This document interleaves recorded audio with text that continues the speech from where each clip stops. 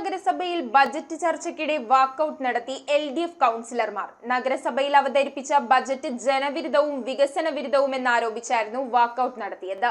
Council ബഹിഷ്കരിച്ച LDF അംഗങ്ങൾ നഗരസഭാ ഓഫീസിന് മുൻപിൽ പ്രതിഷേധ ധർണ നടത്തി.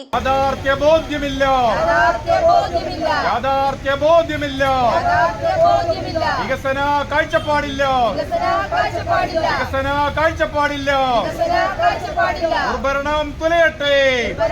പറവൂർ നഗരസഭയിൽ അവതരിപ്പിച്ച ബജറ്റ് ജനവിരുദ്ധവും വികസന വിരുദ്ധവുമെന്നാരോപിച്ചായിരുന്നു LDF കൗൺസിലർമാർ ബജറ്റ് ചർച്ചയ്ക്കിടെ വാക്കൌട്ട് നടത്തിയത്. നഗരസഭയ്ക്ക് ഏറ്റവും കൂടുതൽ വരുമാനം നൽകുന്ന മാർക്കറ്റിന്റെ വികസനത്തെക്കുറിച്ചോ സ്ത്രീകൾ, വിദ്യാർത്ഥികൾ, യുവാക്കൾ, വയോജനങ്ങൾ എന്നിവർക്കായോ യാതൊരു പദ്ധതിയും ബജറ്റിലില്ലെന്ന് പ്രതിപക്ഷം കുറ്റപ്പെടുത്തി. നഗരസഭ അംഗീകരിച്ച മാസ്റ്റർ പ്ലാനിൽ പരാമർശിക്കുന്ന ഒരു നിർദ്ദേശവും പരിഗണിച്ചിട്ടില്ലെന്നും നഗരസഭയ്ക്ക് ആകെ ലഭിക്കേണ്ട തനത് വരുമാനത്തിന്റെ പകുതി പോലും പിരിച്ചെടുക്കാനായിട്ടില്ലെന്നും പ്രതിപക്ഷ നേതാവ് TV നിതിൻ പറഞ്ഞു.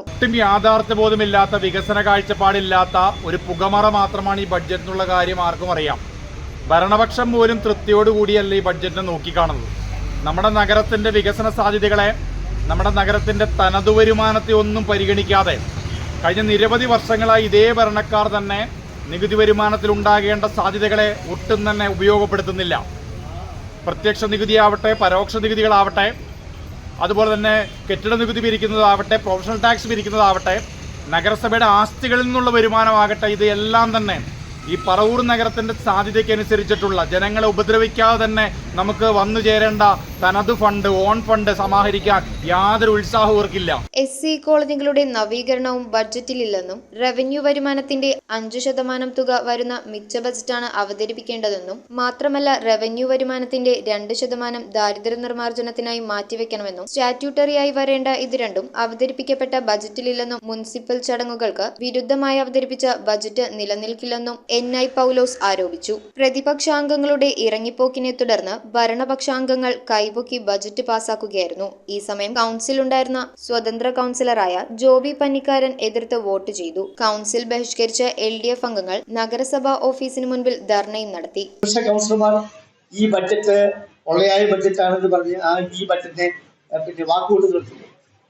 ഞാൻ രാഷ്ട്രീയം പറയാൻ ഉദ്ദേശിക്കുന്നില്ല. ഏതാണ്, ആരുടെയാണ് ബജറ്റ് പൊള്ള എന്ന് പരിശോധിക്കപ്പെടേണ്ടത്. നമ്മുടെ സംസ്ഥാന ഗവൺമെന്റ് ഈ തദ്ദേശ സ്വയംഭരണ സ്ഥാപനങ്ങൾക്ക് നീക്കി വെച്ചിട്ടുള്ള പണം എത്ര വർഷമാണ് തന്നിട്ടുള്ളത്? പ്ലാൻ ഫണ്ട് ഈ ഗവൺമെന്റ് തന്നിട്ടുണ്ടോ? നമ്മുടെ നഗരസഭയ്ക്ക് നേതൃത്വം കൊടുക്കുന്നത് ഒരു വനിതയാണ്. ഒരു വനിത നേതൃത്വം കൊടുക്കുന്ന നഗരസഭ വനിതകൾക്ക് ഉപകാരപ്രദമായ ഒരു പദ്ധതി പോലും ഈ ബഡ്ജറ്റിൽ ഉൾപ്പെടുത്താൻ നേതൃത്വം കൊടുക്കുന്ന വനിതയ്ക്കോ നഗരസഭ വൈസ് ചെയർമാനോ ആ ബഡ്ജറ്റ് കമ്മിറ്റിക്ക് കഴിഞ്ഞിട്ടില്ല. News bureau, Paravur.